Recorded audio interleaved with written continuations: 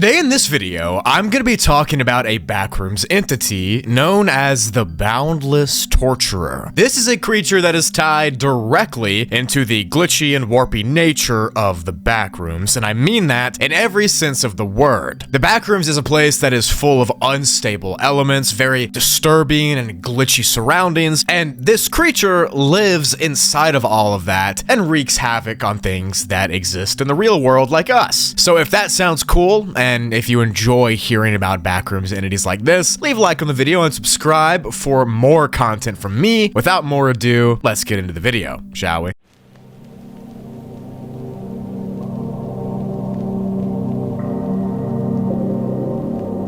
The Boundless Torturer is a creature that defies conventional methods of documentation. It's not a hallucination, it's not a ghost, you're not just seeing things when you encounter it, it's instead a sentient life form that exists inside of the very fabric of time in the Backrooms. Now what does that mean, you may ask? I'm gonna try to explain it now.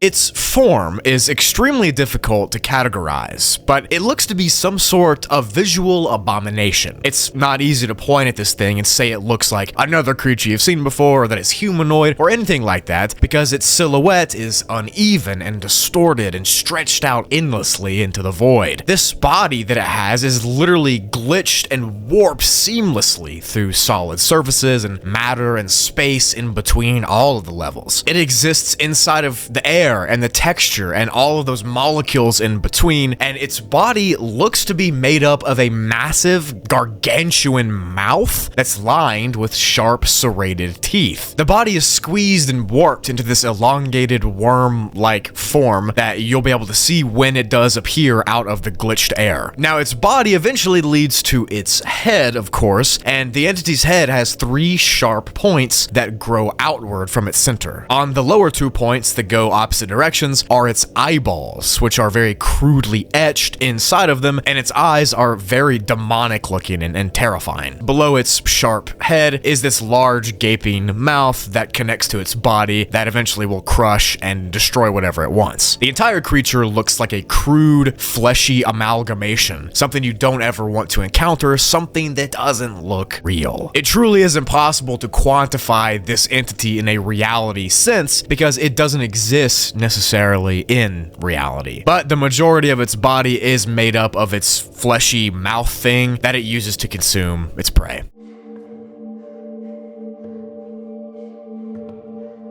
Quote, "The Boundless Torturer does not exhibit behavior in the traditional biological sense. It does not stalk, it does not hunt, and it does not need to locate its victims. Its presence is preordained, drawn not by scent or sound, but by the intangible weight of one's wrongdoings. To call its appearances random would be a disservice to the cold precision of its function. It moves by a logic far older and crueler than law, and responds to an invisible threshold where guilt becomes gravitational," end quote. And that's how the entity's kind of behaviors is described over here on its actual wiki page. But that essentially says that the creature is just a thing. It's always been there and it always will be there. It always is existing. And that maybe somehow it punishes people that deserve punishment? I don't really know what that means, but it seems that the Boundless Torturer acts as a sort of god or judge to kind of say who's right and who's wrong in different situations. Once someone gets the attention of the Boundless Torturer, the environment around that person will start to change subtly. It'll be very small things at first, like any nearby televisions will turn themselves on, or lights will begin to flicker, or the air around you will get very noticeably staticky. At this point, your vision will begin to blur and distort out of your control. You'll start to see things in your eyes like floaters and glitches and warps, and you can't even focus your eyes anymore on what's in front of you. Things will begin to also appear in your peripheral vision, but you can't tell they're actually there. At this time, the audio that you hear coming inside your ears will begin to reverse or speed up or just generally be warped, and everything will feel off. This is the moment when the entity known as the Boundless Torturer will begin to no-clip through all of the surfaces near you. It'll come through the screens, the floors, the walls, the fabric of the air itself, the lights, the sounds that are coming in your ears. It will be everywhere through every tangible wavelength, and pieces of this creature will break through all of that matter and will start to be able to be seen by you. Quote, it expresses no emotion, but every motion appears calculated and slow, as if the time itself is being slowed to prolonged dread. Witnesses who have escaped its periphery describe the sensation of drowning in one's own memories as past transgressions flood the mind unbidden. This psychic pressure builds until the afflicted either collapse into seizure or are drawn directly into the entity's presence, physically or metaphysically. The distinction is still unclear. The Boundless torturer does not communicate, but its silence feels louder than screams. It does not need to speak to convey its intent. Suffering as reflection, torment as restitution, it does not play with its victims, nor is it sadistic. It is the embodiment of punishment stripped of joy or cruelty, only the cold, mechanical fulfillment of unredeemable consequence. End quote. So as I said before, the Boundless torturer is some sort of god-like being, some metaphysical creature that thinks it needs to judge good and bad deeds, which might mean that it only appears to people who have done some awful, horrible things. Or not. Maybe it just seems like that. I don't know. But people who are unlucky enough to actually be hunted by this thing, they disappear once they encounter the creature, and they're never seen again. Sometimes you might find a piece of their clothing folded nearby, or a purse or a backpack or sunglasses or something, but never any flesh, never any bones. Nothing will be remembered about those victims. It's as if the Boundless torturer simply eats them and doesn't disregard them, like their soul and body and everything stays inside of the creature. If there's a TV that's nearby when an attack occurs, you might be able to turn it on after the fact and be greeted with the visage of that entity's head, because through some kind of science stuff that I can't understand, nearby reflective surfaces or TVs can manage to capture images from the entity's attacks, which is it's pretty cool, but also not at all.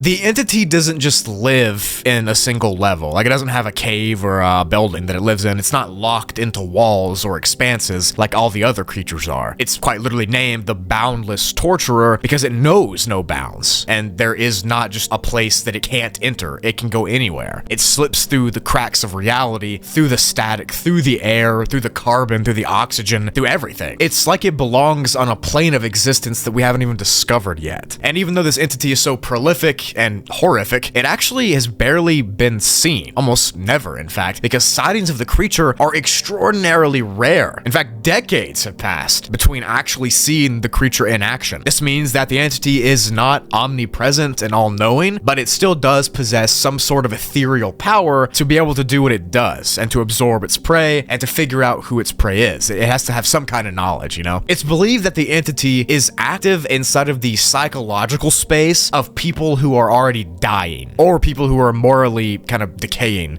so bad people. Like I said, we have no idea how that happens or how it judges what's objectively evil or bad or good. We don't know. Quote, it is also known to surface outside of any specific level when certain emotional or moral thresholds are crossed. Severe guilt and denial and crimes of intention seem to open metaphorical doors through which the entity slips, like the smoke through a keyhole. Thus, its habitat is not spatial but psychological, a metaphysical terrain shaped by the individuals that it seeks to punish. End quote. Now, despite its elusiveness, when reports of the creature do come out, they are terrifyingly consistent. Everybody sees the same thing. There's flickering lights, a terrifying feeling of being stalked, the electronics near you start to glitch, of course the visual and the auditory hallucinations happen, and the overwhelming sense of dread that you're going to die also happens. And once you start seeing its fleshy amalgamations come through the actual air in front of you, you're gonna get really scared. This entity was and is and forever will be a true harbinger of death and hatred in the Backrooms. It's woven into the fabric of the lore, and it's kind of a shallow reminder that no matter what corner you tuck yourself into in the Backrooms, no matter how far you go, this thing could find you if it thinks you deserve it, because it knows no bounds. It is the Boundless Torturer. And as long as you're a good person, it's not gonna really affect you. So be good, people. That's it for the video. Thank you so much for for watching. If you did enjoy my explanation of this Backrooms creature, and you want to see more Backrooms entities, I've covered tens and tens and tens, maybe hundreds of entities on this channel. Check them out on my channel. Leave a like and please subscribe to the channel as well. Trying to hit 1.5 million subscribers. If this video gets 5,000 likes, I will do another part of the top 10 most terrifying creatures series, which is a very popular series on here. So if you want that, let's make it happen. Thank you for all the support. I love and appreciate each and every one of you. Go check out the description for all my other channels and details and Twitter, Instagram, and TikTok and all that stuff. Thank you for everything. And I will see you in the next video on any of my channels, whenever that may be. Bye!